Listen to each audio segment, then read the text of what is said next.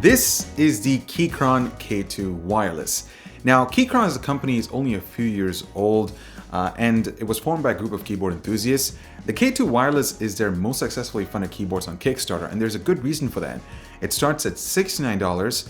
It's a 75% keyboard, meaning it's a little bit smaller than TKL. It works in both wired and wireless modes, supports both Windows and Mac, but most importantly, it's got this. A mechanical switch. Now, everyone has been raving about this thing online, so naturally I was curious to check it out in person. It's here in the studio and I've spent quite some time with it, and I have a few things that are concerning, so let's discuss about that right after this. The Sound Blaster X3 is the USB DAC I've been waiting for that brings a fantastic audio experience to your desk with a clean mic input and powerful headphone amplifier. It connects via Type-C and brings a new Super X5 sound profile that beautifully recreates multi-channel speaker setup for movies at an affordable price. Alright, so the first thing that stood out to me was the design. From the outside, it certainly looks like a premium enthusiast keyboard that's compact, doesn't take up too much space on your desk, and I love the warmer gray keycaps. The orange escape key adds a nice touch too, though you could swap it out for the regular one with the included kit. I'm certainly not getting any gaming vibes with this keyboard, and I love that, though you could still use it for gaming if you want to. However, upon close inspection, I noticed a few things that were really concerning. The first is that this is the thickest keyboard I've ever encountered. I mean, here's a shot compared to my custom Varmelo TKL keyboard, and for fun's sakes, I threw in the Logitech Craft as well. So yeah, the K2 is one thick boy, and that caused some serious strain on my wrists. You see, the chassis on the K2 comes with a flat base with keycaps on top that are slightly angled. It does come with angle adjustments, but that makes it even higher. And as soon as I switched to the K2, I actually had difficulty reaching the control and shift key at the bottom because I was putting a lot more stress to my pinky finger and my wrists just weren't comfortable compared to my Varmelo keyboard, which has an angled chassis from top to bottom. And the keycaps sort of align in that direction, making typing a lot more comfortable on that versus the K2. Now, the only solution to this was to get a wrist rest because I like resting my wrists on my desk. Man, that's a tongue twister. Anyways, Keychron offers a walnut wood palm rest for an extra $25, and it looks and feels amazing, guys. Albeit not as comfortable as those membrane foam materials found on gaming keyboards. It certainly eliminated some of that strain from my pinky finger, but I still wished if Keychron make the K2 a little bit slimmer, so I'm hoping that they'll address that in the next revision. Now, you don't have to spend $25 on this exact same wrist rest. A cheaper option from Amazon should get the job done. My point is, getting the K2 as is without a wrist rest might not be a great idea because it just gets way too uncomfortable to type on, especially if you're working in a smaller desk area where the keyboard is sort of closer to you. Again, this could be a subjective thing. Maybe you like thicker frames, but if you're coming from a low profile keyboard and if you're thinking about picking up the K2, I'd highly recommend investing on an external wrist rest because the last thing you want is your wrist to start hurting, which I'm certainly kind of experiencing right now. So that sucks. The toggles to switch between wireless and wired mode are located on the left side of the keyboard. The middle setting can be used to turn off the keyboard to preserve battery life if you plan on taking this on the go. The toggle right next to it is the Windows and Mac switch option. Speaking of Windows and Mac, Keychron does include appropriate keycaps for the respective operating system and a keycap puller as well. This keyboard uses USB Type-C to charge as well as connect to a system, but I'm not a huge fan of its placement.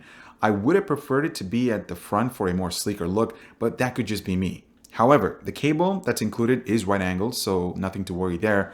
Plus, it is long enough to wrap behind your PC. Now, this wouldn't be a huge deal breaker if you were using the K2 completely in wireless mode, but I was sort of forced to use the K2 in wired mode because my desktop system for some reason refused to pair with the K2 over Bluetooth. And I tried multiple troubleshooting steps, it just would not work. However, I did manage to pair it up with my Android smartphone and my Razer Blade 15, and the Bluetooth functionality worked flawlessly in that configuration. They managed to pack a 4,000 mAh battery inside this case, which I'm not surprised considering how thick it is.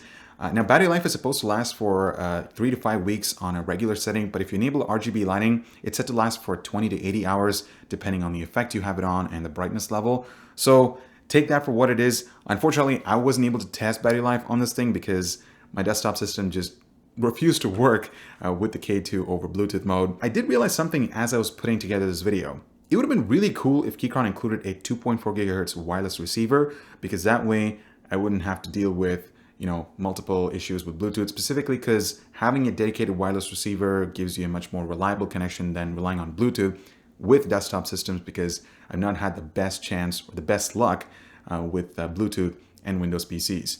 Maybe it's a different story for you, but yeah, that's just my little feedback. But I want to know your thoughts about that. Moving on to build quality, it's pretty good considering the price. I mean, the whole chassis is made out of plastic materials, but there's barely any flex given how thick the frame is. You can pick this keyboard with an aluminum frame for an extra $20, but keep in mind that that's just aluminum on the sides rather than the whole case. The keycaps are just your regular ABS plastic materials, but you can swap them out for PBT double shots later on, and the bottom row is standardized. I also really like the font choice on the keycaps. The media playback controls are integrated with the function row. By default, they act as secondary keys, but if you want to make them primary, simply hold function plus X plus L for 3 seconds and you're good to go. Now that we're into keyboard shortcuts, let's quickly talk about a few other features that they've implemented on the K2. So in Bluetooth mode, you can pair up to 3 devices and you can switch between them by holding function plus 1 or 2 or 3.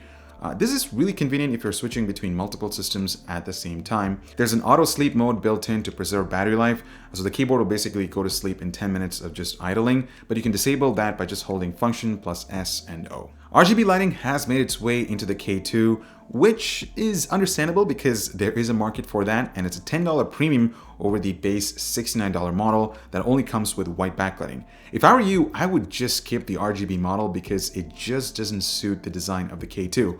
White backlighting is the way to go, and it looks very subtle and beautiful, albeit it doesn't get as bright as some of the gaming keyboards on the market.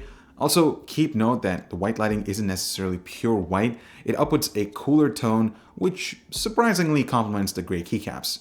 Now, if you still decide to go for RGB, there is a dedicated key located at the top right-hand corner of the board that cycles between different lighting effects like breathing, reacting, RGB wave. The list just goes on, and if you want to change the color of the effect, you can just simply do that by holding function and the left and right arrow keys. Finally, let's talk about the switches. Now, Keychron decided to opt for Gateron instead of your traditional Cherry MX style switches, and they come in 3 flavors, so you can pick Gateron browns, blues, or reds. The sample that I have over here comes with Gateron brown switches, and they're okay. My personal favorite switches are Cherry MX speeds because I love how fast and quiet they are.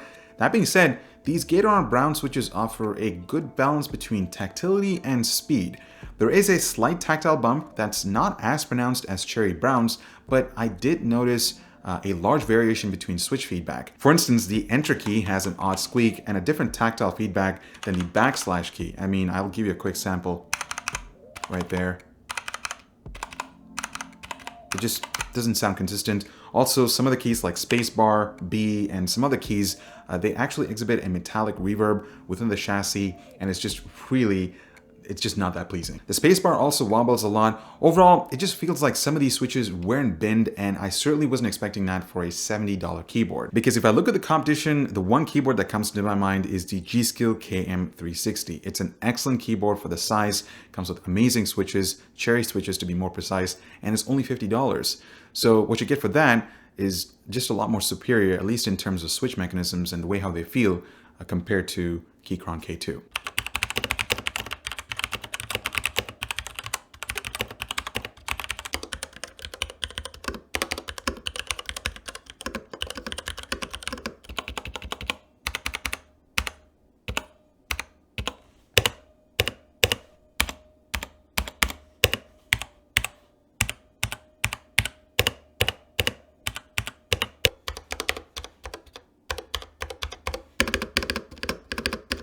So to wrap up my thoughts on the Keychron K2, I like the design of this board. Certainly is very compact, and I love the warmer gray keycaps. The font choice is really nice. Also, lighting, well, I wouldn't necessarily get the RGB version because it just doesn't suit the design in the first place. White backlighting is the way to go if you plan on picking this up. Having Bluetooth is also really nice, being able to switch between 3 different devices, though I wouldn't rely it for gaming because the last thing you want is having Bluetooth connectivity issues when you're in the middle of a gameplay. So just plug it in via wired mode and, get that done. My biggest issue is the thickness of this keyboard. It is just way too uncomfortable to type on just with the keyboard as is. You certainly have to invest in a wrist rest to eliminate some of that strain from your wrists. Then again, it's still very thick. Also, the variation in terms of switches was also a little bit concerning, especially getting that metallic reverb when you're hitting some of these keys wasn't pleasing at all. So yeah, overall, it didn't really impress me. Also, Keychron's official website says that it starts at $69, but they're selling it on Amazon for $75, and the most expensive option, the spec'd out version, goes for around $100. Yeah, that ain't cheap, guys. You see, I'm excited for Keychron as a company, and I'm looking forward to what they have in the pipeline moving forward. But I'm also hoping that they'll take some of the valuable feedback that customers and everyone has and address them in the next revision. So until then, let me know what you guys think about the K2. In fact, if you own one of these, what has been your experience like? Are you comfortable with this thicker frame? Make sure to check out some relevant content over here. Subscribe, hit that notification bell so that you don't miss out on a new video. I'm signing off, and I'll talk to you guys in the next one. Also, before you guys start commenting, I should address that I ended up cutting myself here as I was doing my morning routines. So yeah, that's why you see a little band-aid. But I hope the lighting sort of kind of faded it away. Yeah, I think I should invest in smaller band-aids. Should I? Maybe I should. I will use one of the affiliate links for that.